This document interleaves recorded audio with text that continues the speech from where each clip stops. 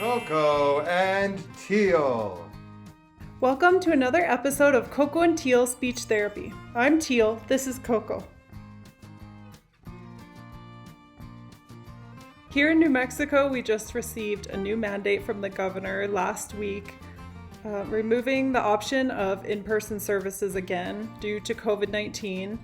And COVID-19 has forced providers and families across the country and probably across the world to adapt quickly and without much choice to a brand new format called telehealth. At the start of COVID-19, we were all thrust into this new space called telehealth, and providers and families alike were a little bit unsure how this format would work with a baby and toddler population. I'm proud to say that although it has its issues and challenges, overall I feel like this format is still an effective way to provide therapy and coaching to parents and families of children with speech delays. On today's episode, I want to talk a little bit about the outline that I use to plan and format my visits through telehealth. Most of my visits are an hour long, which is the exact same length that they were back when we were doing in-person services. And my state, New Mexico, has actually given us a really cool model to follow called the super model. So I'm going to be outlining our super model format a little bit in addition to my own personal format for how I approach the beginning, middle, and then the end and the wrap up of the visit. The first topic that comes up at the very beginning of every telehealth visit is what the super model calls setting the stage, or SS. Setting the stage involves simply checking in with the parent, seeing how things have been going, asking questions that are open-ended to kind of find out what's been working or not working as far as communication this week.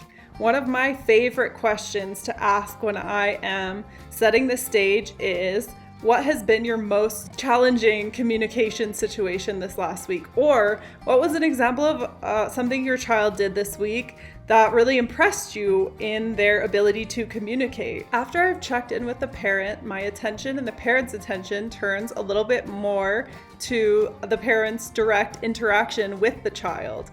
So something that I'm trying to incorporate into every therapy visit near the beginning is a really active game. Sitting in front of a computer or iPad or any kind of attention that we expect a toddler to give to a screen or give to their parent in a really calm, sedentary way usually means that we have to give them an opportunity to move first. And this is super important for them to be able to focus later on in the session. Freeze dancing is a great way to incorporate movement and language into the same activity. I also like to put pieces of paper down on the floor and encourage the child to jump, jump, jump, jump. Maybe rolling them into a blanket burrito.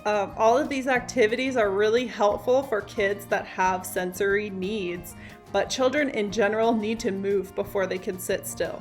Next, I like to throw a song with actions into the mix. Twinkle, twinkle, little star, baby shark, doo doo doo doo doo doo, the wheels on the bus go round and round.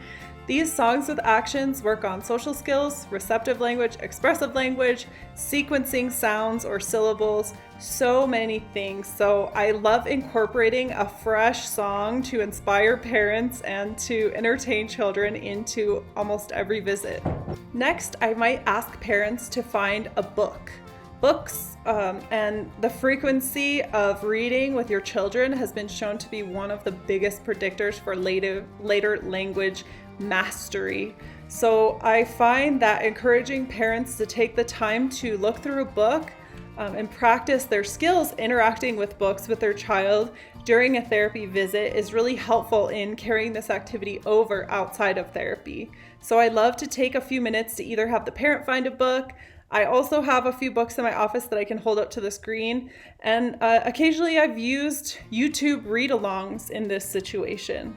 If the child has a favorite toy or the parent has a routine that they would like some help or some advice with, we can also incorporate that into this section of the visit as well. During this active play, during our songs with actions, during our book reading, during our routines or favorite toy structured play, I am thinking about the O section of the super model. The O section stands for observation and opportunities to embed. So as we are interacting with the child, I'm making observations about what I see working or not working and asking the parent to do the same thing. I'm also thinking about what other routines the parent might be able to embed these strategies or this idea into throughout the child's day outside of therapy. Throughout these sections of the therapy visit, we're also thinking about and addressing the P part of the super model. And P stands for planning and problem solving. So as we're talking and looking at what is working and not working, we're simultaneously problem solving and planning how to embed this into future activities.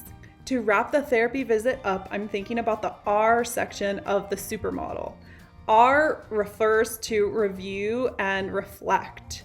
So we are reviewing overall, what did you like or dislike about this visit? What was difficult for your child or difficult for you?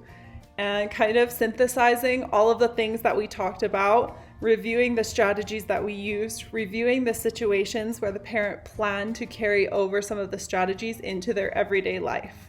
I take the last minute to make sure that we have scheduled our next visit. And then I thank the parent, and that's pretty much it, guys. Please comment below and share your experience, whether you're a clinician or a parent. Thanks, guys, for watching this week's episode of Coco and Teal Speech Therapy. See you again next week.